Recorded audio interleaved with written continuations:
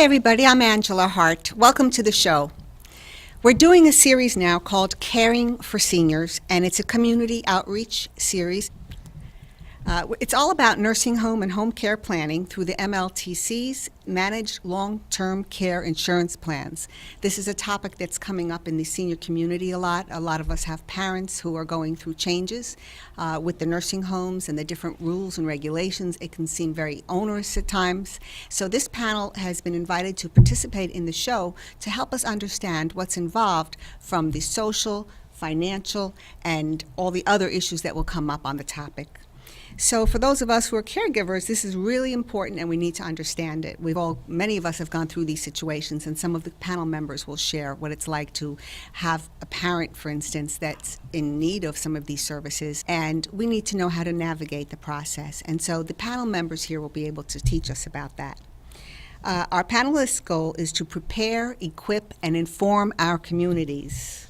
So I've invited, as a co-host on the show, Ellie Goldbaum. He's president of FHS Consultants. He's an MLTC enrollment, eligibility, and Medicaid collection expert. His company actually created and built software that MLTCs use to run their systems to better serve the community. So if he's serving the MLTCs, they can better serve the viewers. He understands more than anyone the financial aspects regarding transitioning of nursing home benefit and populations into managed care. And so at this time, I'm going to welcome Ellie to the show. Welcome, Ellie. Thank you so much, Angela, for having us on the show. It's a very important topic, Angela. We, the professionals who deal in the community, and we actually deal with people like yourselves on a daily basis, people that have their parents, like you said, that are going through this challenging time. There are different aspects that we deal with specifically to help people apply for Medicaid and become eligible for Medicaid, to keep that eligibility going by recertifications on a yearly basis. A lot of people in the community are not really familiar with the different nuances of the Medicaid to keep it active and to deal with the surplus issues, or the NAMI issues as they're called in the nursing home, which is the monthly income that we deal with and really assist people. There are a lot of pieces of information that people hear all the time, pooled income trusts, people are going to nursing homes. There's a lot of changes that are happening over the years, and we've been really at the forefront, Angela, in helping people in the community deal with their issues and getting ultimately the care that their loved one needs. Excellent. This is going to be very informative, viewers. You're going to learn so much in this series, and so I'm glad that you're with us. And would you like to introduce yourself to the viewers as well? Thank you, Angela, for inviting us. My name is Neldy Martinez, and I am the AVP of Intake and Outreach for Elder Serve Health, now River Spring at Home. Thank you. And next I'm going to go with this lady here. Hi, my name is Joyce Little. I'm a registered nurse, and I'm the Director of Care Management at Agewell, New York. And you? Hi, I'm Panina Mezzi with the AmeriCare Companies, and thank you very much, Angela and Ellie, for having us here today. We're very excited to be here and eager to talk about this because it's a topic that's really near and dear to our hearts, servicing the seniors and making sure that people are getting the help that they need in the community. Okay, so what are managed long-term care plans, MLTCs as we call them by the acronym? Who would like to address that to start? Would you? Okay. So if you need community-based long-term care services, you first need to be evaluated by a registered nurse from New York State, conflict-free enrollment and evaluation center. Once the nurse goes to your home and they determine that you are eligible to receive community-based long-term care services, you will then be recommended to join a MLTC program. There are many MLTC programs throughout New York State.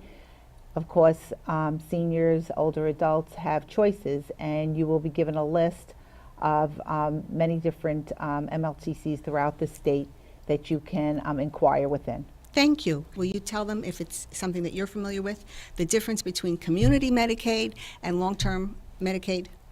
For sure. I think, though, community Medicaid and long-term Medicaid, Ellie is the expert, and we should probably ask Ellie to speak a little bit out. I think to help the viewers really understand what an MLTC is and how you get eligible for an MLTC, I think it's important to realize that an MLTC is a Medicaid-approved service. You must have and be eligible for Medicaid. People get a little confused when you deal with Medicaid, specifically because there is something called community Medicaid and there's nursing home Medicaid.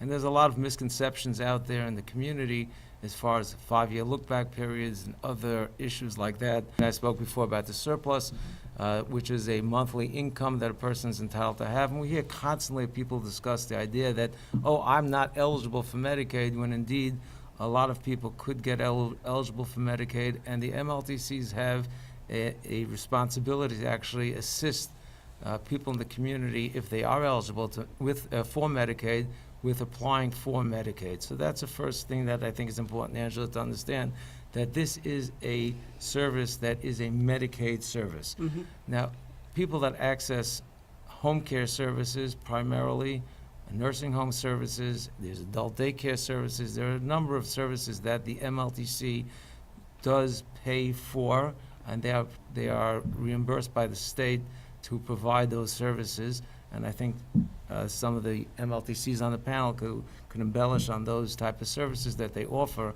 The importance of keeping your Medicaid eligible to deal with, to be able to constantly receive the services that the person or the loved one requires, whether, like I said, in the community or in the nursing home. That is the type of services that an MLTC provides. Thank you. And I bet you, Ms. Neldy, would be able to say, when you work with families, tell us just how does it work as far as you're an intake person and outreach. What do you actually do in your job? Very important to remind the patients is that when you go into a home, you're going into a home, it's to look at the entire picture. Mm-hmm. And a lot of the problems is that we have seniors that are living at home. We also have daughters and grandchildren, and it's an entire group of family together.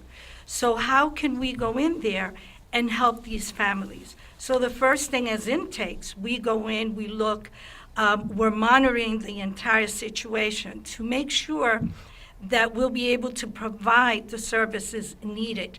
And a good thing is that when we go in there, we cater exactly to the needs of that patient and that family.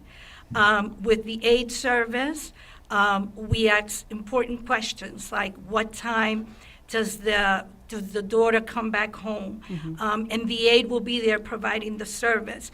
We have to be conscious that, the daughter's been working the entire day, so you don't want the daughter to walk in and the aide to walk out. So what you want to do is you want to make sure that that daughter gets at least an hour of rest to do what she has to do, and that patient is comfortable. Mm-hmm. The families feel very assured and trusting when they have an agency in the home that is providing the care. You have peace of mind. You can call them at any time. They're there. The aid, very important, because the aid is our eyes.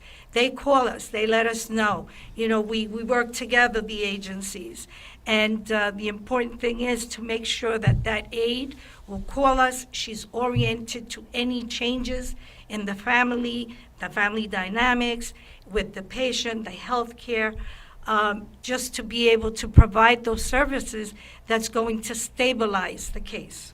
Oh, this sounds very important. It sounds like you really get involved on a one-on-one with the family. Absolutely. It's all about not looking at an MLTC as an insurance, but looking at an MLTC as a part of a family.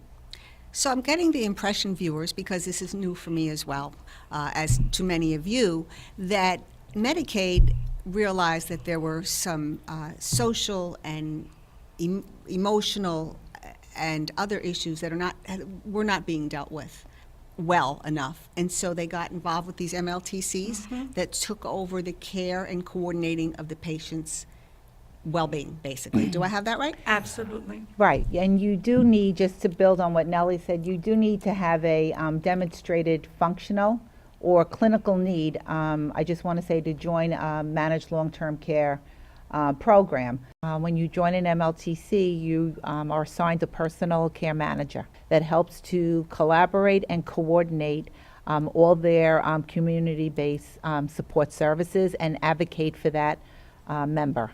So this care manager helps to develop, I just want to also say, helps to develop what's called a patient-centered service plan.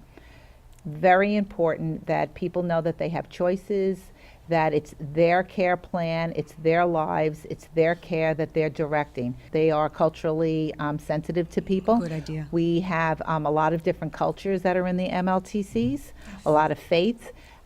We try to assign a care manager that speaks that person's language to that person. So that care manager drives the bus truthfully with that person and then reaches out to all the supportive healthcare services to start building those services for that person to keep them in place in the community. The goal of MLTC is to keep people living in their own home in the community for as long as possible with supportive healthcare services. If we've done that as an MLTC, we've done a very, very good job. And also supporting the caregivers, as Nellie said. People need respites, and knowing that there's somebody there taking care of their loved ones while they're at work and offering those hours of service is certainly peace of mind to all the I can families. just say, what Neldy was saying before and what Joyce was saying before, in terms of once a patient actually gets the MLTC and has the MLTC, the next step is who is going to be that provider? How and who are they going to choose to actually come into the home to help the person to get the aid, the care that they need? And there are two basic ways. Once a person is enrolled and have gone through the eligibility criteria and have determined that they are eligible for MLTC, for a person to be able to then get the aid service. There are two types of aid services available. One is a traditional home health aid. The home health aid is a program that's been around for many years, and that's where an agency, the MLTCs, contract with vendor agencies, the LICSAs, they're called licensed agencies, and they have a pool of people that they screen, that they really take responsibility for to make sure that the people coming into your home are up to level, have criminal background checks, they're decent people, they really care, they've had the training that they need, they've had the screening processes and the training, and they provide ongoing supportive services and supportive training and training on all different types of topics to really help the aides and to be able to deal with the patients. The second type of program, which people access the actual aid, the girl to come into the patient's home, and this is quite interesting because it's becoming more and more popular, and that's called the CDPAP program, Consumer Directed Personal Assistance Program. The CDPAP program is really a fantastic concept, and I have to tell you, I actually utilized that service myself for my grandmother. She should rest in peace. And what that service does is it allows the person, either the patient or the patient's caregiver, to choose who they want to provide the service to, the aid service to their loved one or to themselves. It really gives the power and the control of hiring, selecting, training, and doing all of the functions that normally an agency would do to the patient. So really it empowers the patient and the family or their caregiver to pick the aide, to choose the person they want coming into their home. Now, when someone comes into your home, it could be very invasive. All of a sudden you've been living alone, you've been living with your husband, or you've been living with whoever, your children, whoever you've been living with, and all of a sudden, you fall, you're sick, you need help. And that could be very scary and very overwhelming. Yes. And especially to invite a stranger into your home to come in, not everybody's always comfortable with that. The CDPAP programs allows you to choose someone that you know, a relative, a friend, an old cleaning lady, someone that you have familiarity with, to come into your home to really be able to help you out. And so how does someone access that program? Okay, so first the person has to be eligible and has to be enrolled into an MLTC. Okay. Then, and like Ellie was talking about before, they have to have Medicaid as part of that criteria. Once they're involved in an MLTC, all they do, once they're getting enrolled in an MLTC, at that point, they just have to let their intake person, their intake rep, know that they would like to have the CDPAP program. So usually on enrollment into the MLTCs, there is an CDPAP eligibility assessment is done, usually at the time of enrollment with the MLTC.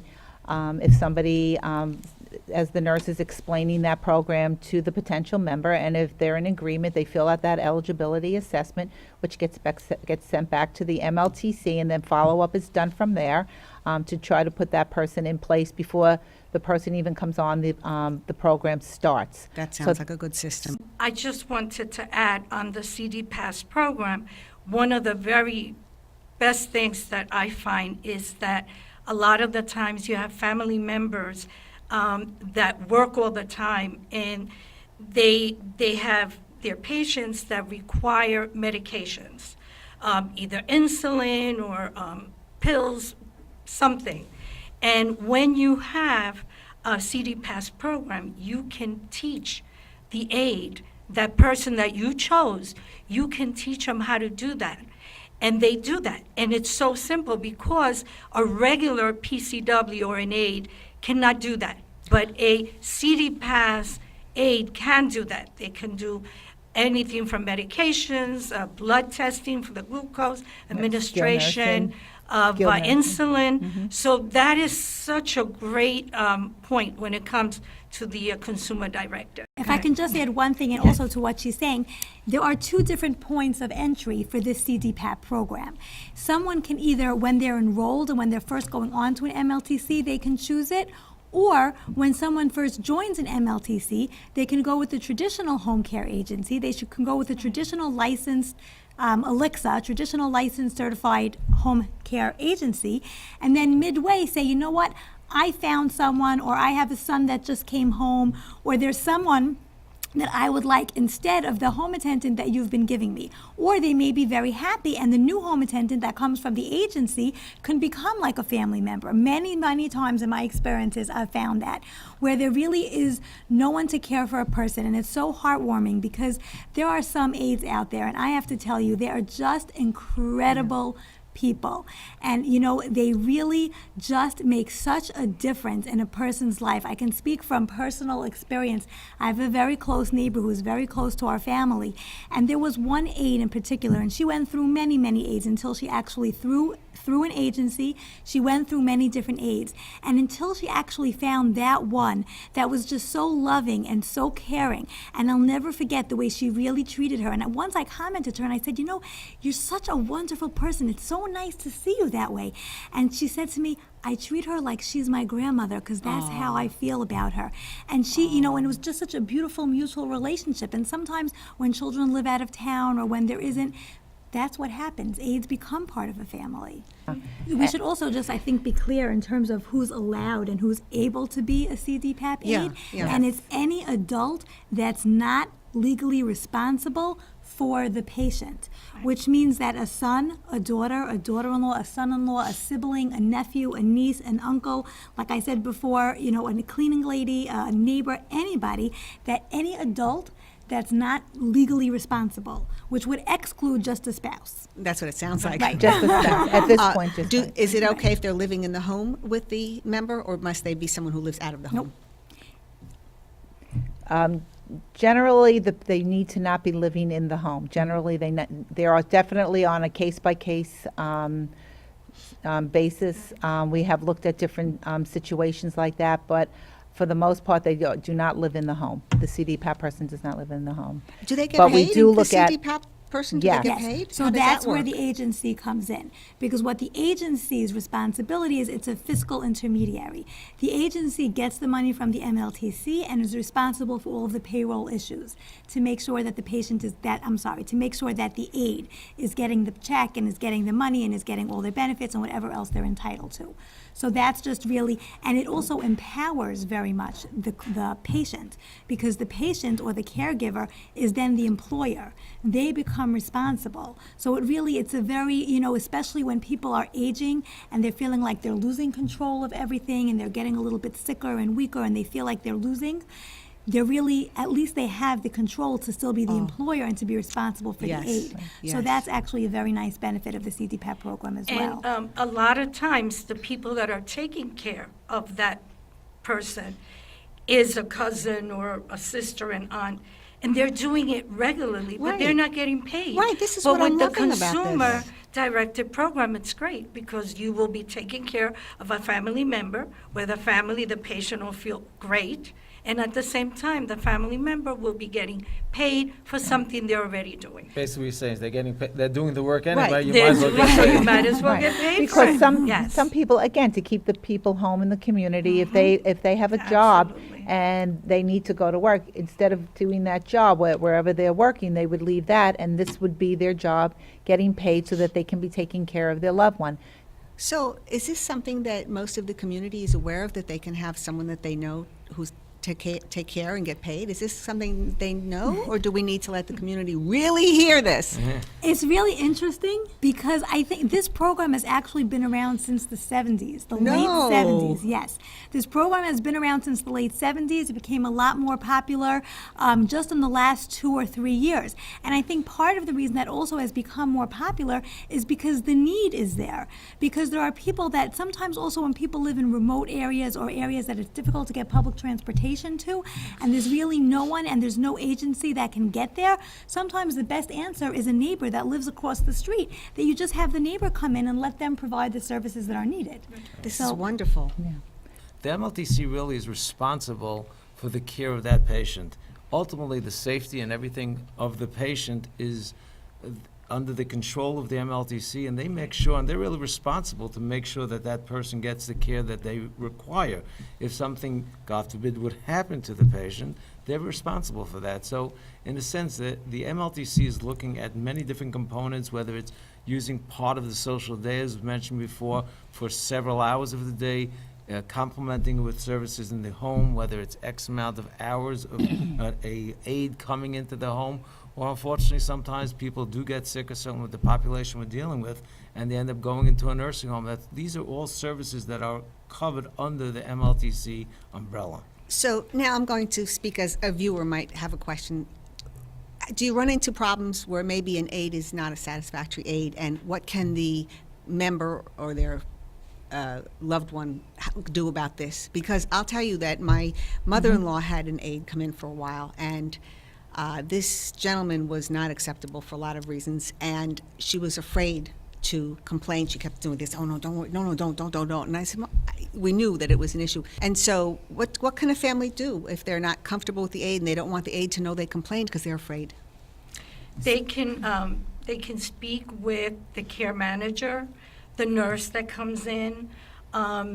Usually when a patient starts for the new aide, we always tell them, wait at least a week to see how it goes. But the most important thing to remember is that the aide is a guest in a patient's home, and the patient cannot lose control of that. So if you don't feel comfortable with an aide, you call whoever. You could call your social worker, which we have a part of as the MLTC. Call your nurse care manager, anyone you have to do that, and let them know. I mean, I had an experience where every time I went to see the patient, the little old lady would go, very nervous and very upset, and that bothered me. So I made a visit, an unexpected visit, on a Saturday morning at 7 in the morning, and the aide was not there. This was a 24-hour living. Oh. Aide was not there, and I got the super to let me in. I found the patient in not good states. We waited. Needless to say, that aide never worked again. So every now and again, we have these issues because people are human and the workforce Absolutely. is fallible. But it's good to know that we have people who are interceding on our behalf, who are working for the MLTCs. And that's what's important, is that you're getting to know the face of the MLTCs in our community. And that's why I'm glad this panel is here. I work for an agency that's responsible for those aides, and what we'll do is we'll specifically have patient relation department calling our members and calling the caregivers and just really checking up and making sure that those aides are doing what they're supposed to do. And we try to do it in a way, like we had discussed before, culturally sensitive, language appropriate, Yes. to really make sure that the patient is okay. Because like Neldy was saying before, they're a guest in the home, and we really do have to make sure that the patients are safe. Excellent. I was going to Yes. say exactly what Panina said, which is, if someone, very often we have this, people call us up, they're not happy with the aid or whatnot, we'll intercede by having them call the licensed agency, and that is the agency who's actually providing the aid, paying for the aid to go out there. So it's good to call the MLTC and let them know, because ultimately the responsibility is with the MLTC, but for practical purposes, the aid is being hired and employed by And the supervised. licensed and supervised, as Benita said, from the licensed agencies. So they're really responsible, and very often they could work with the family. I think a And you do family- send nurses out every 3 months to supervise those? Yes, of course. So there is supervisions of those aides every 3 months that go out into the field and see those aides that are in the field, and making sure that they're doing the plan of care that was developed by the member Excellent. and the family. Excuse me, Ellie, so you said that you get involved with the care. How does your company get involved with that? So very often, one of the things that we do is we help people in the community get eligible for Medicaid. Sometimes there are certain issues with the Medicaid. So part of the process of the eligibility is to get them eligible, get them on Medicaid, but at the same time, they have a need. And that need is to navigate the system to get them the care that they require. There are different levels of care till you get onto an MLTC. So we'll work with them through what's called a certified home health agency to get a temporary person in the home until you get, like Joyce said before, through the assessment process. It typically takes several months to actually get onto the MLTC, to apply to the MLTC and actually have an MLTC chosen for your particular case. So we navigate the system, and I can tell you most of the people that come into our office, they're really lost. You know, something all of a sudden happened to their loved one in in many cases, where all of a sudden the mom took a slip, fall, whatever the case may be, a stroke, God knows what. And now they're thrown into this world of MLTC or SHA or nursing home. They don't even know where they're going. So we really hold their hands through. Excellent. There's so much more to talk about. We have about 2 minutes left. Did anyone want to share some closing thoughts? We will be holding future shows. We're holding a series about caring for seniors, and especially with respect to the managed long-term care agency. So would you like to close with some thoughts that you'd like to address? Again, I keep telling everybody, we're not in insurance. We are somebody that gets involved with the families, with the patients, with everyone. Anybody involved with this family, we're there. We're going to be meeting again, and we look forward to seeing you viewers. Thank you for watching. And we can be viewed on Staten Island Tuesday evenings at 8 o'clock on Channel 34. We also air in Manhattan and Brooklyn. Thanks for watching, and see you again. Thank you. Thank Bye-bye. you. Thank you. Thank you.